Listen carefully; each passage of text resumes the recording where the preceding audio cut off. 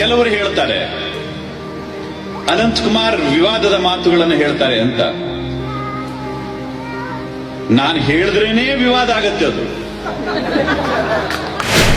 ತನ್ನ ಮಾತುಗಳೇ Ananth Kumar ಹೆಗ್ಡೆಗೆ ಮುಳುವಾಗುತ್ತಾ? BJP fire ಬ್ರ್ಯಾಂಡ್ಗೆ ಸಿಗುತ್ತಾ Lok Sabha ticket? ಮಾಧ್ಯಮಗಳನ್ನ ನಾಯಿಗೆ ಹೋಲಿಸಿ ಹೇಳಿಕೆ ನೀಡಿದ್ದು ಎಷ್ಟು ಸರಿ? ವಿವಾದ ಅಂದ್ರೆ ಅಲ್ಲಿ ಅನಂತ್ ಕುಮಾರ್ ಹೆಗ್ಡೆ ಹೆಸರು ಇದ್ದೇ ಇರುತ್ತೆ ಯಾಕೆ?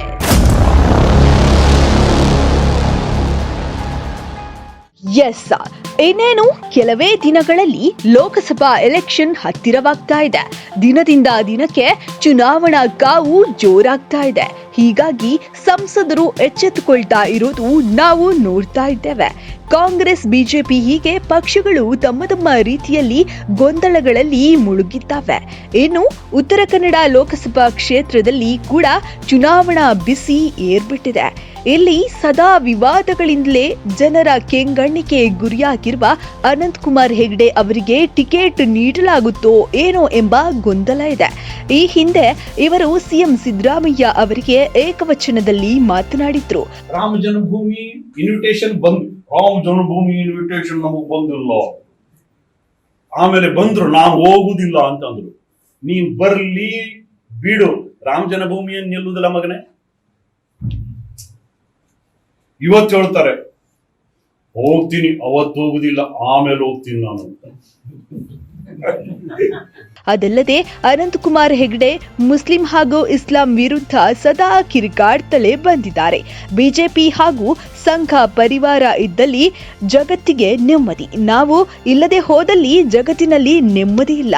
ಎಲ್ಲಿಯವರೆಗೆ ಇಸ್ಲಾಂ ಇರುತ್ತೋ ಅಲ್ಲಿಯವರೆಗೆ ಜಗತ್ತಿಗೆ ನೆಮ್ಮದಿಯೇ ಇಲ್ಲ ಅಂತ ಇತ್ತೀಚೆಗೆ ಹೇಳಿಕೆಯನ್ನ ಕೂಡ ನೀಡಿದ್ರು. ಈ ಹೇಳಿಕೆಗೆ ಕಾಂಗ್ರೆಸ್ ಪಕ್ಷದ ಹಲವಾರು ನಾಯಕರು ವ್ಯಾಪಕ ಟೀಕೆಯನ್ನ ಕೂಡ ವ್ಯಕ್ತಪಡಿಸಿದ್ರು.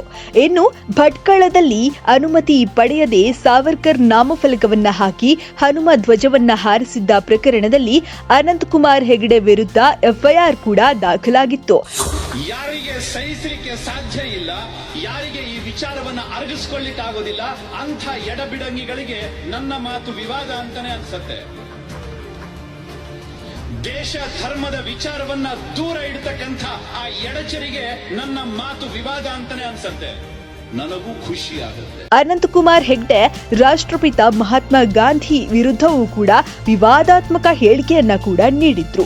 ಅನಂತ್ ಕುಮಾರ್ ಹೆಗ್ಡೆ ಬೆಂಗಳೂರಿನಲ್ಲಿ ನಡೆದಿದ್ದಂತಹ ಸಾವರ್ಕರ್ ಕಾರ್ಯಕ್ರಮದಲ್ಲಿ ಭಾರತದ ಸ್ವಾತಂತ್ರ್ಯ ಹೋರಾಟ, ಅಹಿಂಸಾ ಚಳುವಳಿ ಹಾಗೂ ಮಹಾತ್ಮ ಗಾಂಧಿಯವರ ವಿರುದ್ಧ ವಿವಾದಾತ್ಮಕ ಹೇಳಿಕೆಯನ್ನ ಕೂಡ ಈ ಹಿಂದೆ ನೀಡಿದ್ರು. ಹಿಂದ್ಗಡೆ ಯಾವ್ಯಾವ ರಾಜಕಾರಣಿಗಳು ಅದು ಯಾವುದೇ ಗಲಾಟೆ ಇರಲಿ, ಸಮಾಜಘಾತಕ ಚಟುವಟಿಕೆಗಳಲ್ಲಿ ಸಾರ್ವಜನಿಕ ಆಸ್ತಿಪಾಸ್ತಿಯನ್ನು ಧ್ವಂಸ ಮಾಡ್ತಕ್ಕಂಥ ಚಟುವಟಿಕೆಯಲ್ಲಿ ಅವರು ಯಾರೇ ಬೇಕಾದರೂ ಇರಲಿ, ಅಂಥವ್ರ ಹಿಂದ್ಗಡೆ ಯಾವುದೇ ರಾಜಕಾರಣಿಗಳಿರಲಿ, ಅವರೆಲ್ಲರದ್ದು ಮುಖವಾಡವನ್ನು ಬಯಲು ಮಾಡಬೇಕು ಮತ್ತು ಅಂಥವರಿಂದ ರಿಕವರಿ ಮಾಡಬೇಕು. ಬಿಜೆಪಿಯ ಫೈರ್ ಬ್ರಾಂಡ್ ನಾಯಕ ಅಂತಾನೆ ಕರೆಸಿಕೊಂಡಿರುವಂತಹ ಅನಂತ್ ಕುಮಾರ್ ಹೆಗ್ಡೆ ಅವರಿಗೆ ಈ ಬಾರಿ ಉತ್ತರ ಕನ್ನಡ ಲೋಕಸಭಾ ಕ್ಷೇತ್ರದ ಟಿಕೆಟ್ ಸಿಗುತ್ತೋ ಇಲ್ವೋ ಎಂಬ ಪ್ರಶ್ನೆ ಕೂಡ ಹುಟ್ಟಿಕೊಂಡಿರುವಂತದ್ದು. ಒಟ್ಟಿನಲ್ಲಿ ಅನಂತ್ ಕುಮಾರ್ ಹೆಗ್ಡೆ ನೀಡಿರುವಂತಹ ಸರಣಿ ವಿವಾದಾತ್ಮಕ ಹೇಳಿಕೆಗಳು ಸದ್ದು ಗದ್ದಲಕ್ಕೆ ಕಾರಣವಾಗ್ತಾ ಇವೆ. ಬಿಜೆಪಿ ಮೊದಲ ಹಂತದ ಟಿಕೆಟ್ ಘೋಷಣೆಯ ಸಂದರ್ಭದಲ್ಲಿ ವಿವಾದಾತ್ಮಕ ಹೇಳಿಕೆಯನ್ನ ಕೊಡ್ತಾ ಇದ್ದ ಸಂಸದರಿಗೆ ಟಿಕೆಟ್ ನೀಡಿಲ್ಲ.